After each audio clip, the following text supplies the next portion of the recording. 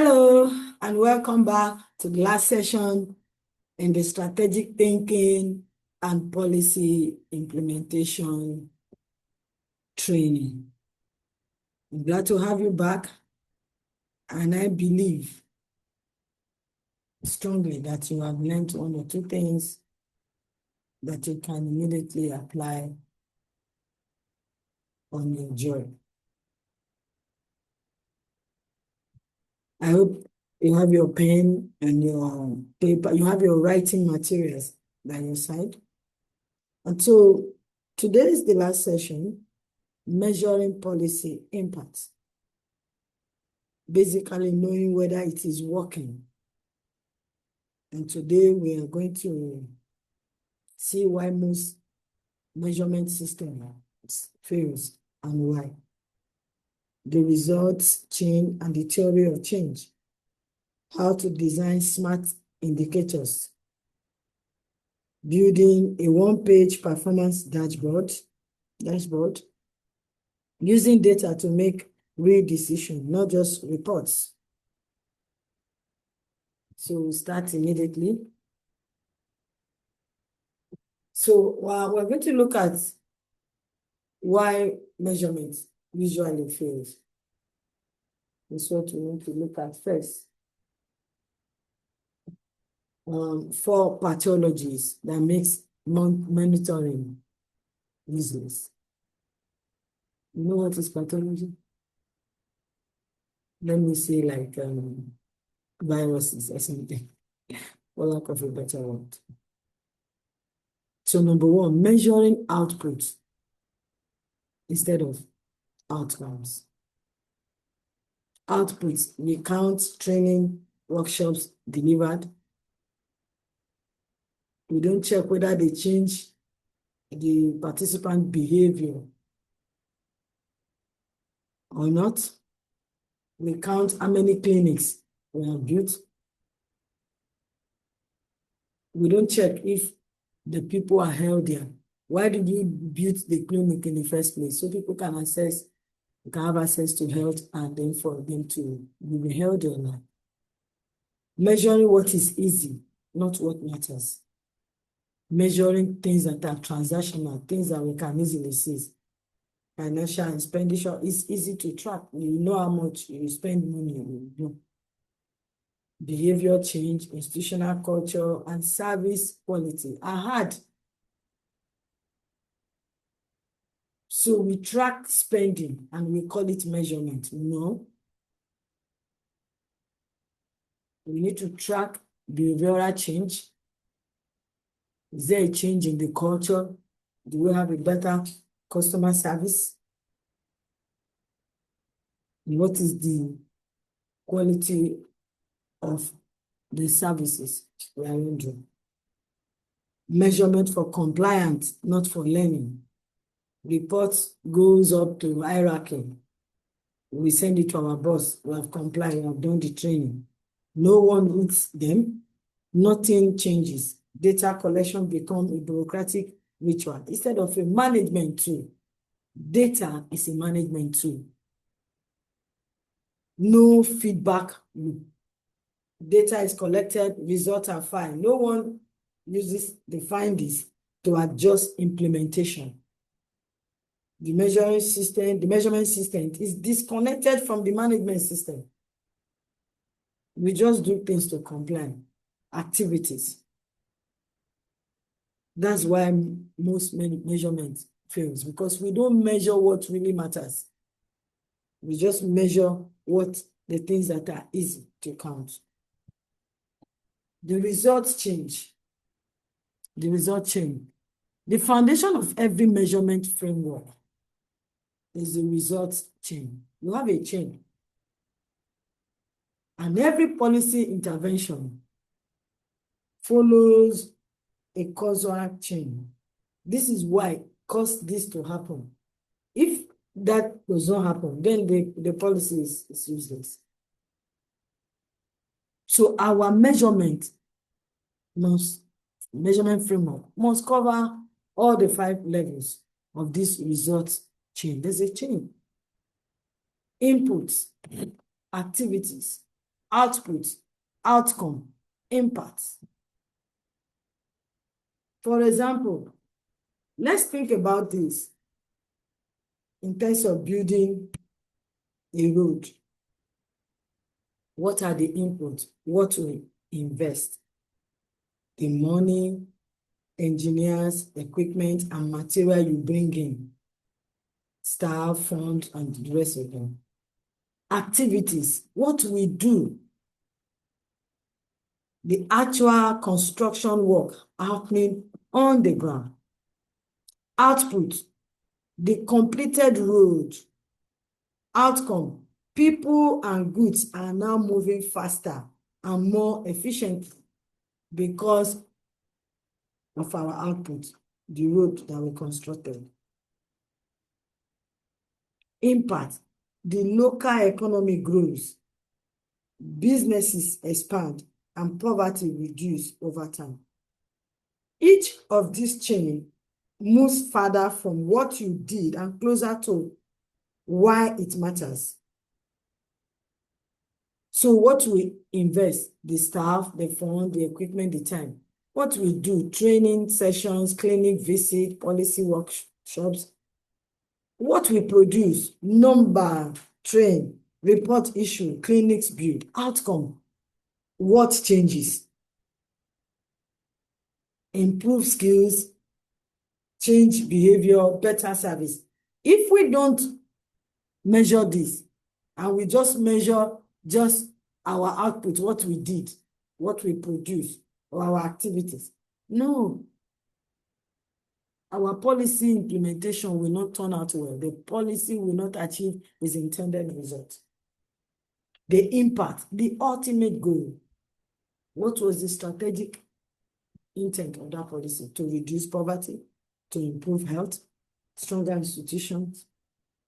Do you manage? Do you measure that? If you don't measure that, if you just stop at the level of output, what you produce, no. You cannot do that as a professional. A layman can do that. You as a policy professional cannot do that. Inputs, activities, they are very easy to measure. They are easier compared to outcome and impact.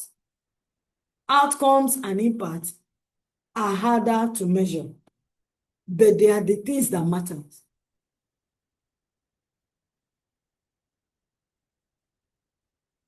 So the key insight from here is that most government monitoring systems measure inputs and outputs well. What they put in, the money they invested, or they measure that well. Very few measure outcomes and impacts.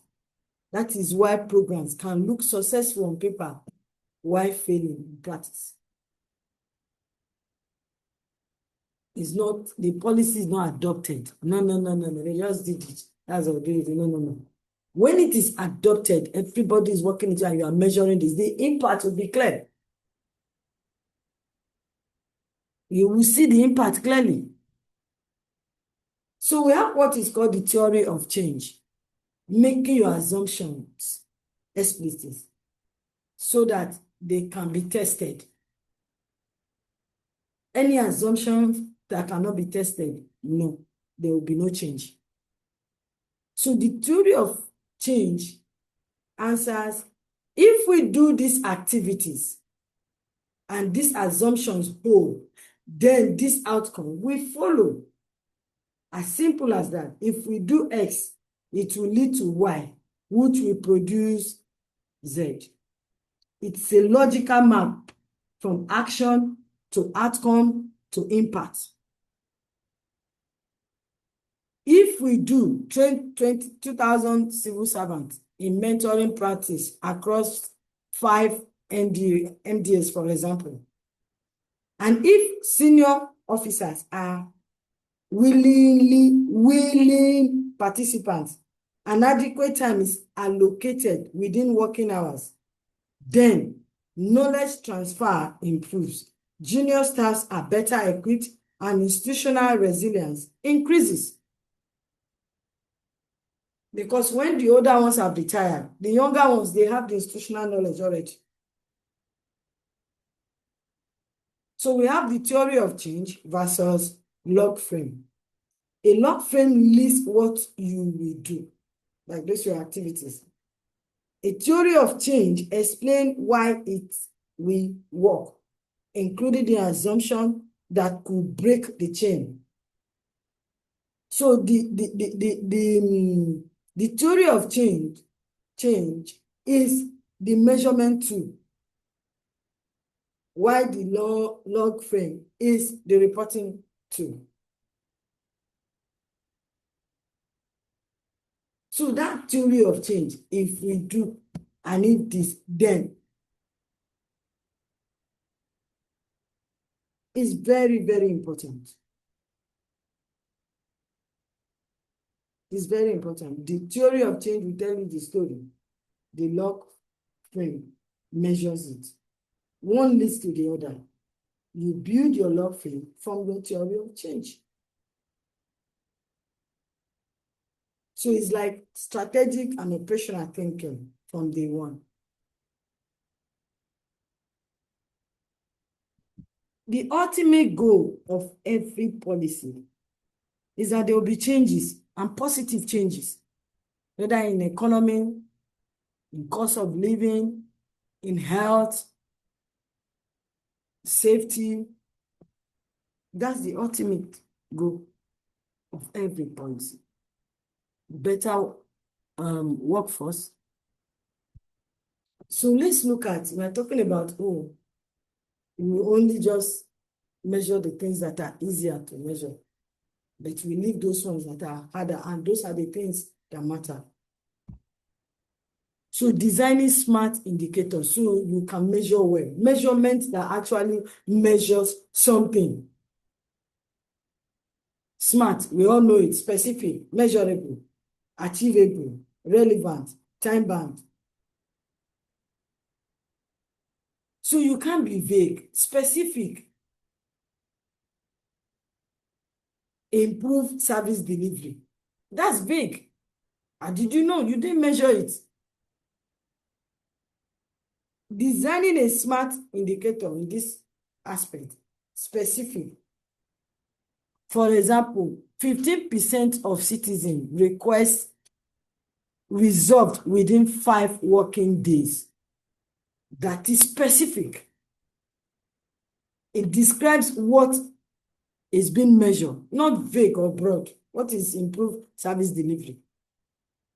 No, that, what do they call it? Servicom in Nigeria.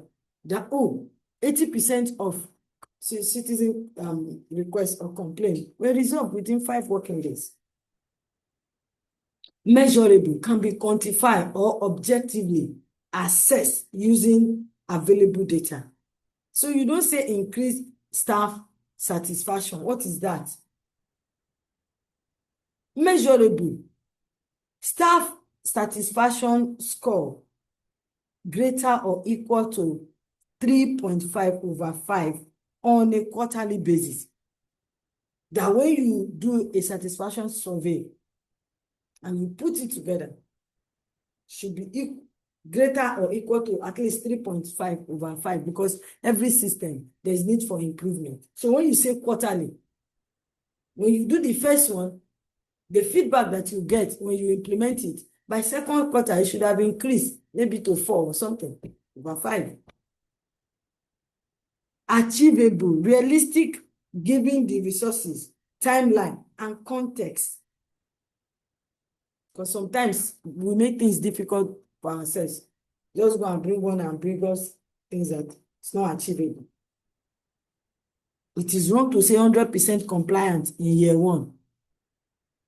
60% compliant by the end of year 1 in pilot NDAs. 100% is not achievable. Now, if you have a 1-year plan, so you can say 30% in the first quarter, second quarter, maybe 50%, third quarter, maybe 80%, and you are working, because for every quarter that you do, the data that you get they will help you. Your feedback, you adjust one or two things, you soon will get a higher percentage the next quarter. Relevant, directly linked to the policy outcome being pursued. X number of meeting heads. What is that? So percentage of outcome from meeting decision implemented within 30 days. When you do meetings, you assign this, that's accountability. Oh, you are supposed to ensure this, you answer for this, you answer for that. And when you give people, you make people accountable for outcome, they will do better versus leaving it vague. Time bound, has a clear deadline or reporting period. It is wrong to say eventually achieve target. By third quarter 2026, verify by third party review. So it has a clear deadline or reporting period. So when you are designing your measuring indicator, please adopt this. So we're going to look at baselines, targets, and feedback loops. These are the three things that make measurement actually useful. Do you have a baseline that you are working with? Where are you now?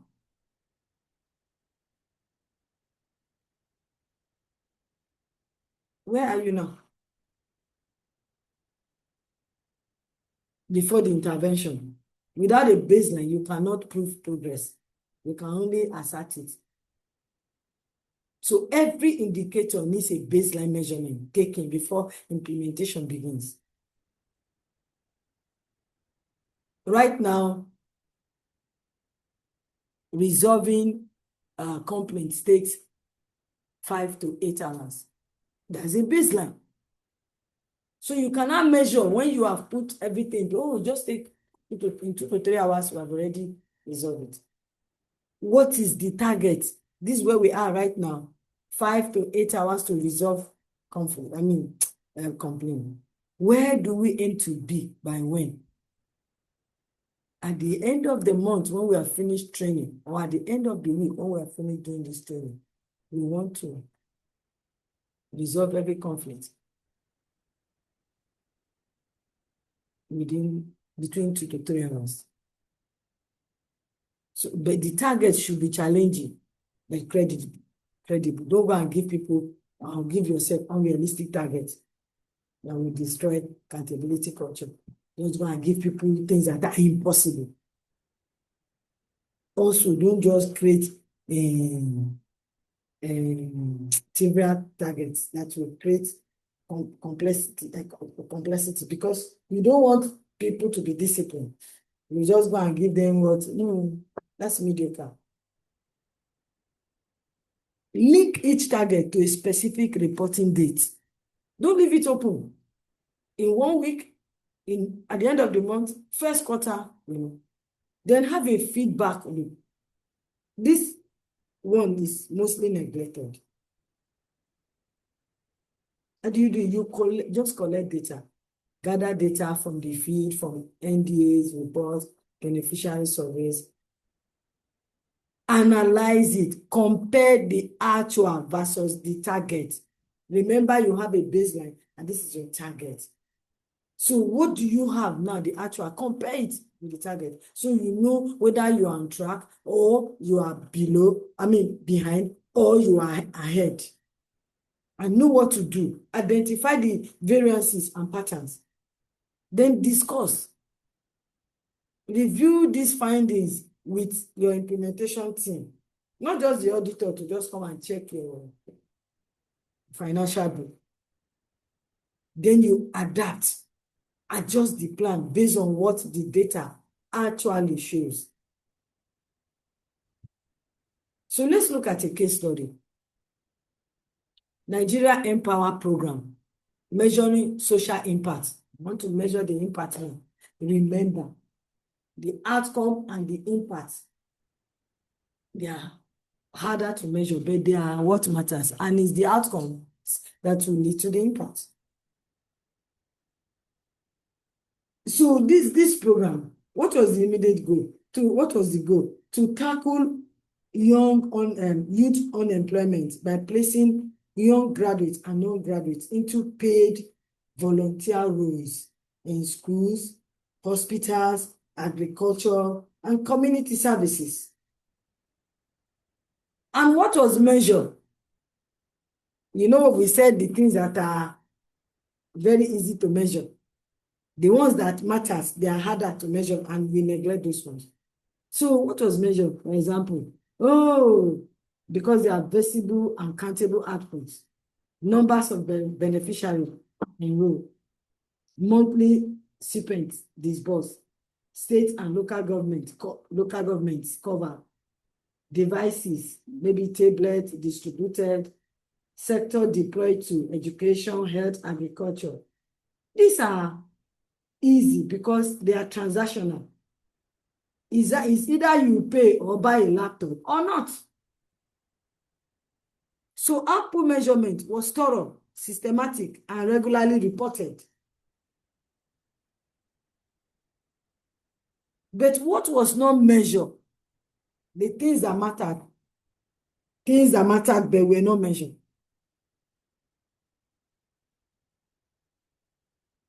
These are the harder, more important questions that they are supposed to ask.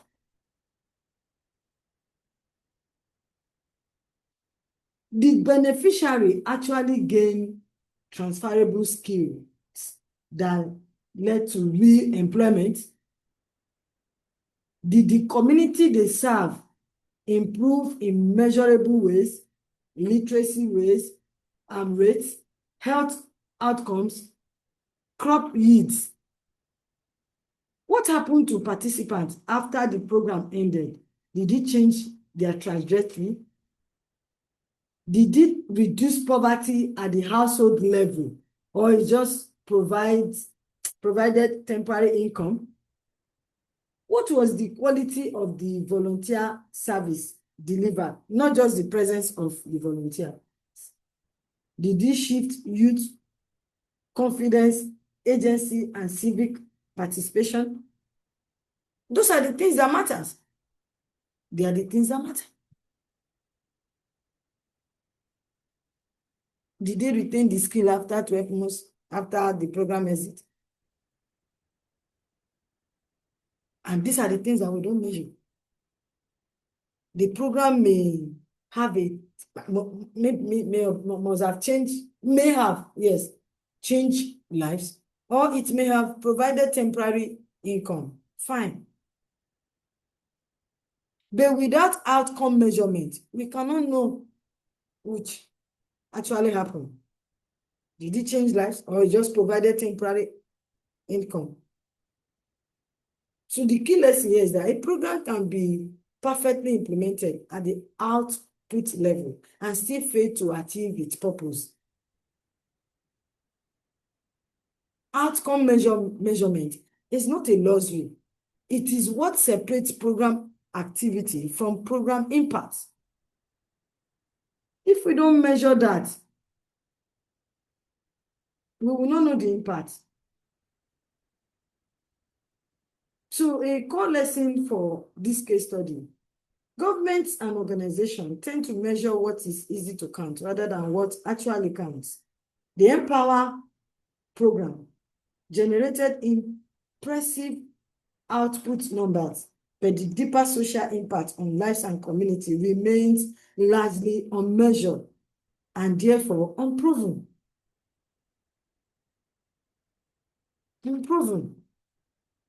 So we cannot just be measuring output because they are easier. We must measure the impact. Okay, those are the things that matter.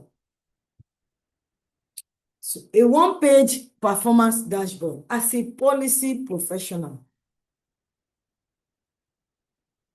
your dashboard is not a decoration. It should be for decision making, and you make it as brief and as comprehensive as possible.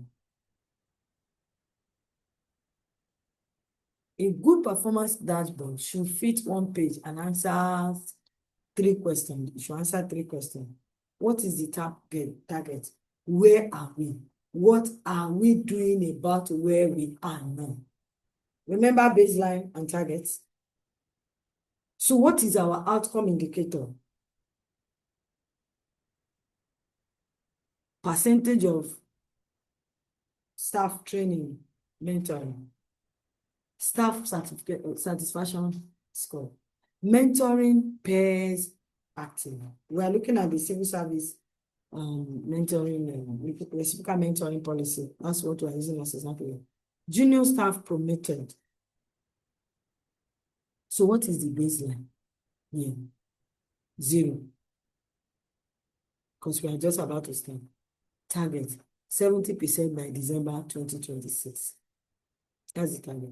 So for example, now we are now in June or September. What's the current status? 38%. So let's say we are in June. So we're on track because we have already June is half of the year.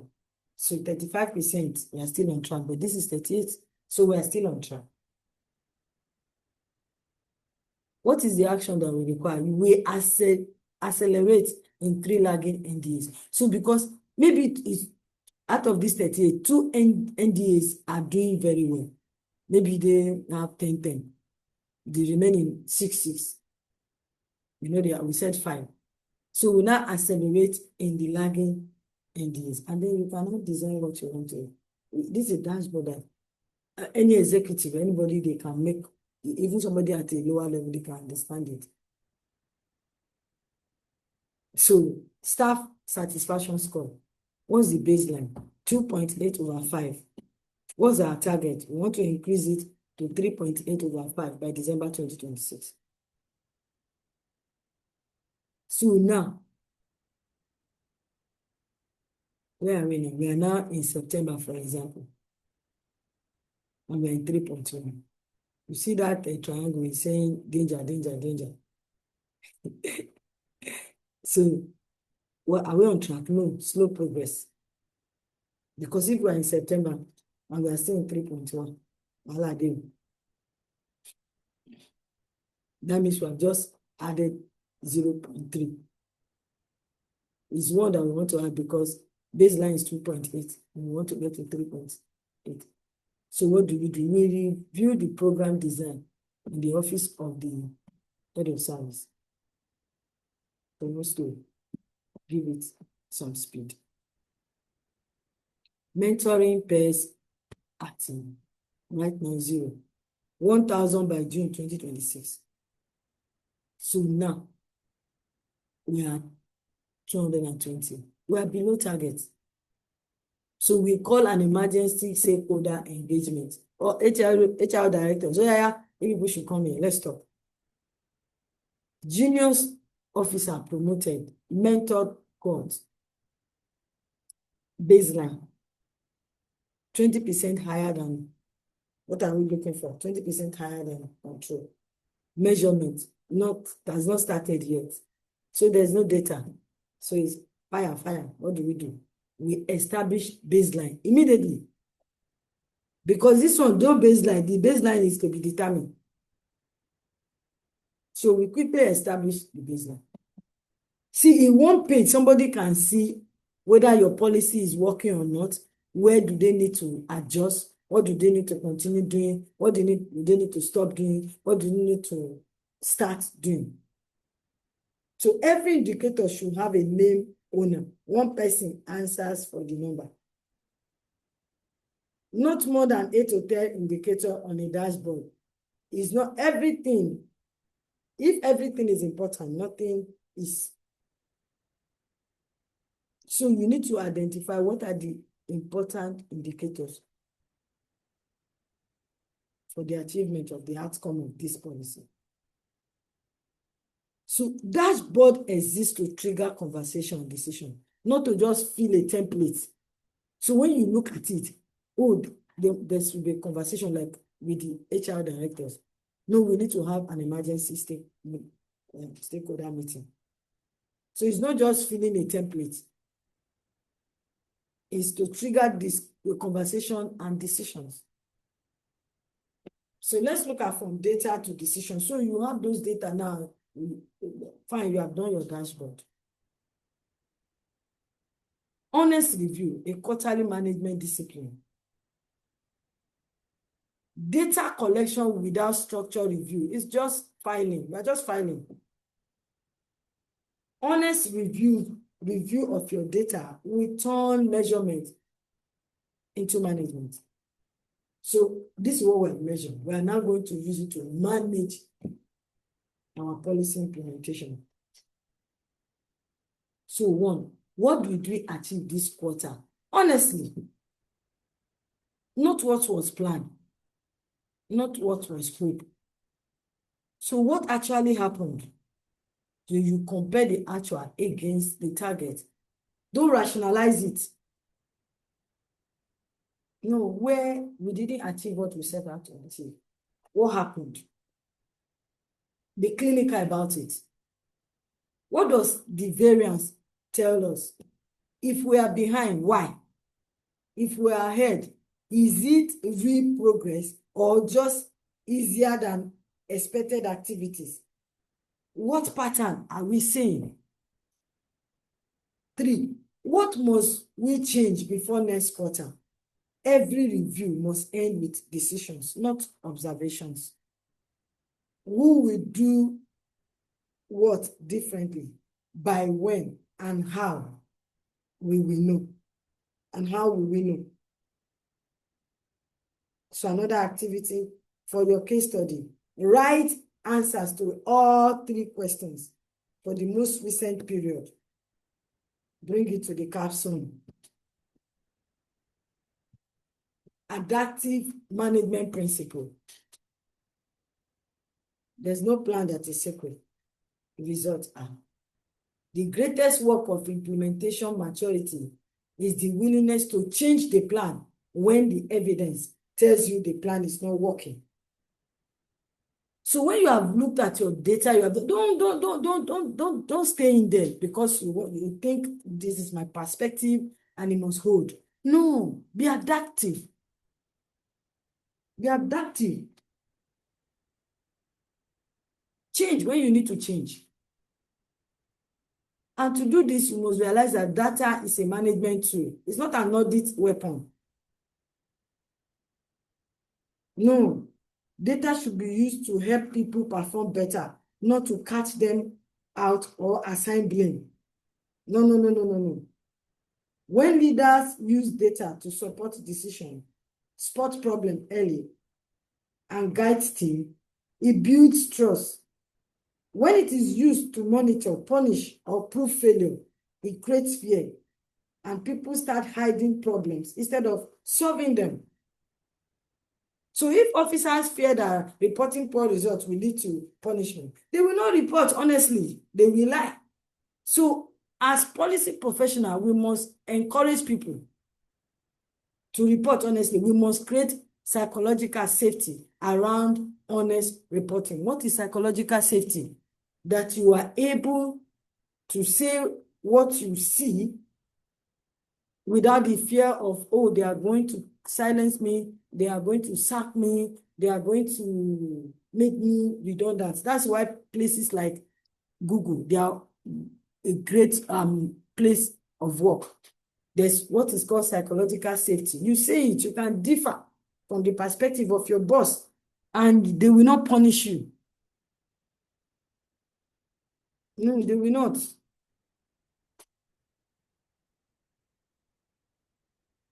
Adjust early, not at year end.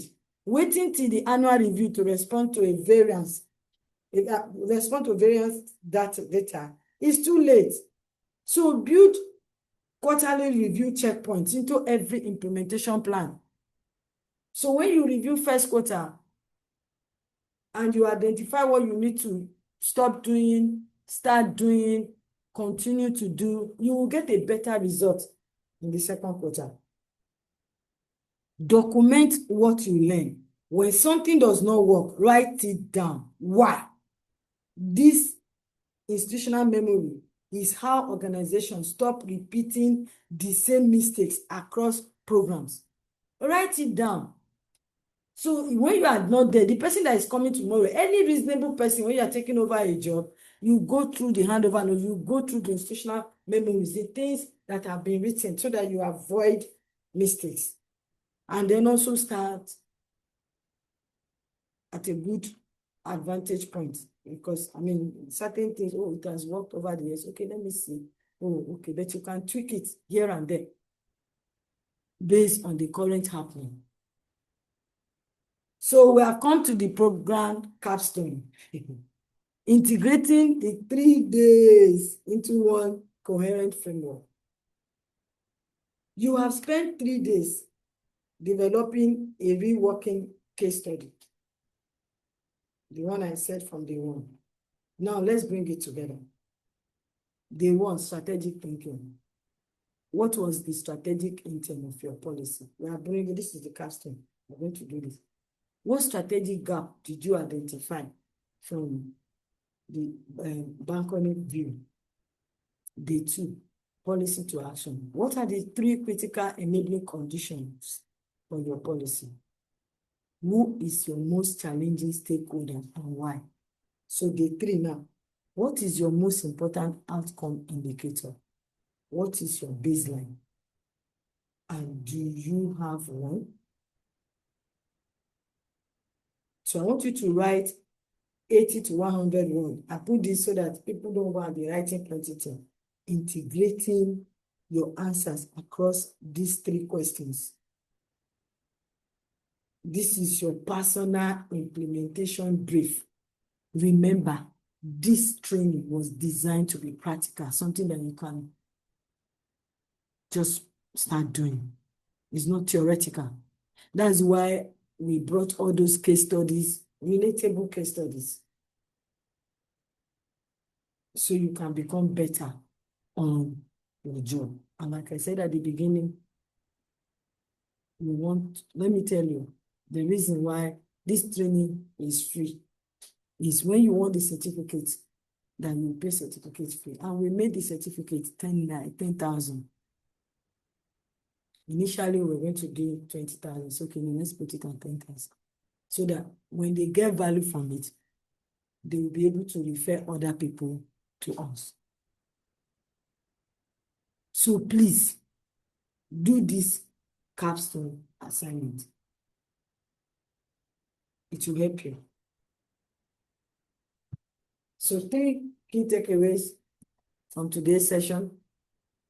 What to carry into your work starting from today, right now. Measure outcomes, not just output. Counting what you did is not measurement, it is accounting. Real measurement tracks what changed as a result, for whom and by how much. Build the feedback loop first. Before launching any intervention, decide how data will be collected, reviewed, and acted on. A measurement system with no feedback loop is just a reporting burden. Smart indicators are non-negotiable. Vague indicators produce vague accountability. Every outcome indicator needs a specific definition, a baseline, a target, a timeline, and one name only. Plans serve results, not the other way around. When evidence tells you the plan is not working, change the plan. Adaptive management is a mark of maturity, not failure. What this program taught you so far: strategic thinking is not a personality trait, it is a practice. Protect time for it deliberately. The balcony and the dance floor are both necessary. Strategic leaders know when to be in each place. Policy without implementation is just aspiration. Implementation without accountability is just activity. Your stakeholders are not obstacles. They are the environment in which your policy must thrive. What you measure signals what you value. If you only measure output, you only value activity. Data is not the end of the work. The question is, what decision did this data help you make? Congratulations. You now carry 3 thinking frameworks, implementation tools, and 1 powerful question. So what are these thinking frameworks? System thinking, seeing how part of a policy environment connects and affects each other. Scenario planning, anticipating how conditions might change and preparing for multiple futures. The bank-calling view, stepping back from the operational noise to see the bigger strategic picture. The 3 implementation tools. 1, the policy logic map, a 1-page tool to make the invisible assumptions behind a policy visible, the problems, beneficiary activities, output, outcome, and the rest of them. The RACI framework, a stakeholder accountability tool, responsible, accountable, consulted, informed, ensuring every output has 1 named person, 1 named owner. The stakeholder matrix, mapping stakeholders by influence and interest to guide how you engage, inform, satisfy, or manage each group. And the 1 powerful question is, what am I doing today? What I am doing today moving us towards the outcome that matters? Is what I'm doing today moving us towards the outcome that matters? Thank you very much. It has been a pleasure having you in this training, and I wish you all the best.